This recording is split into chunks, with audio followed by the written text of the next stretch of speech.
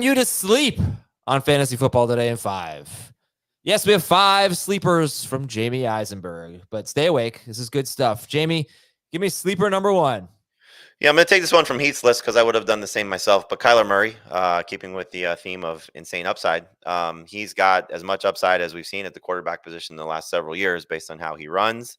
And hopefully we'll get an upgraded receiving core. But he came back from his ACL tear and did fairly well in the small sample size after being active from week 10 on. Did that with mostly Marquise Brown being either ineffective or hurt. He only played 3 games with Kyler, 2.5.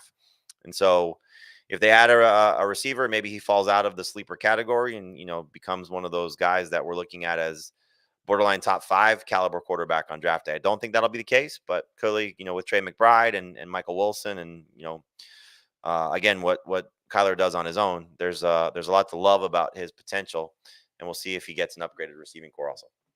All right. I would say Kyler Murray, my favorite sleeper. I don't have a big list like Jamie, but I love me some Kyler Murray. Sleeper number 2. Yeah, I'll give you 2 running backs. So that'll be 2 and 3. Chase Brown and Jerome Ford. Brown is somebody that I will draft a lot of, just given the opportunity to potentially be the best running back in Cincinnati. And he may price himself out of the sleeper category as well with a strong training camp. And we know Zach Moss has a unfortunate injury history going back to his time really at Utah. But at Buffalo, he struggled to be the full-time guy when he was in the tandem with Devin Singletary. We know that. He was great last year for the Colts, certainly in the first 4 or 5 games without Jonathan Taylor. And he does fit the system based on what Zach Taylor said, in terms of running out of the shotgun. That's something he's done well in Buffalo and Indianapolis. But I think Chase Brown will prove to be more explosive. And, if even without an injury, we may see Chase Brown take over that backfield at some point. So this is the type of guy that I will be investing a lot in. And really the same thing with Jerome Ford because of the Nick Chubb injury. So we'll see when Chubb is healthy. Hopefully he'll be ready to go week 1, and Jerome Ford does become an afterthought. But, at his age, 28 plus for Chubb, coming off an MCL and ACL tear that required multiple surgeries, I'm just very concerned about a player like this. We know the ACL has been bad for running backs in year 1. I know Breece Hall was great last year, but Javonte Williams struggled a little bit if you're looking at the 2 prominent guys. History, though, is not on their side.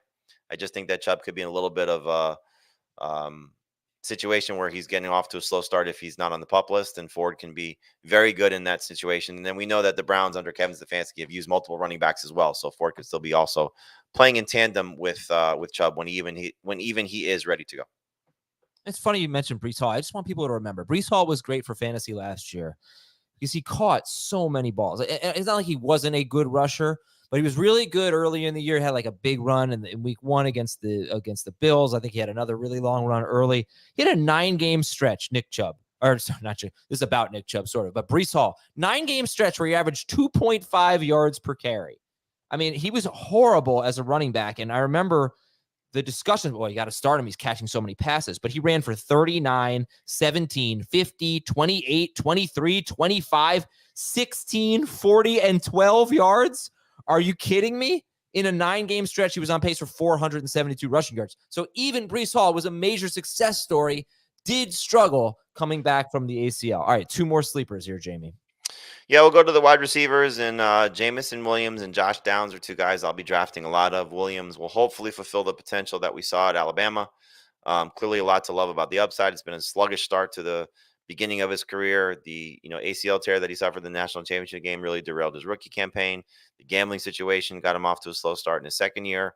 But this is a receiving core right now that as a whole, Josh Reynolds is not there. Not that he was, I think, a huge factor in terms of, Jameson Williams, kind of lack of production, but he just kept him off the field. And so with an offense that's filled with playmakers, this is a guy that could really open up the offense and take the Lions, I think, to another level. And I think that's what they're hoping for. They spend a lot of time talking about a little bit of a lack of consistent speed, and we know that's something that Jameson Williams has. In terms of Josh Downs, a small sample size of what he was able to do with Anthony Richardson, and really things kind of tailed off from a little bit after the first few games with Gardner Minshew after Richardson's shoulder injury. But you're still looking at really the slot receiver, the second option in this passing game as of now. Alec Pierce has not materialized as that guy. They don't have tight ends to speak of that are going to be significant contributors again as of right now. I think Richardson will lean on Josh Downs. And so these are 2 guys that you can draft as number 4 fantasy receivers. They can easily creep into the top 30 if things go their way. And these are 2 guys that I want to have a lot on my fantasy teams. All right, that is Jamie Eisenberg and 5 sleepers from him. If you want to hear more, check out the full-length episode of Fantasy Football Today. I'm Adam Azer. We'll talk to you later this week.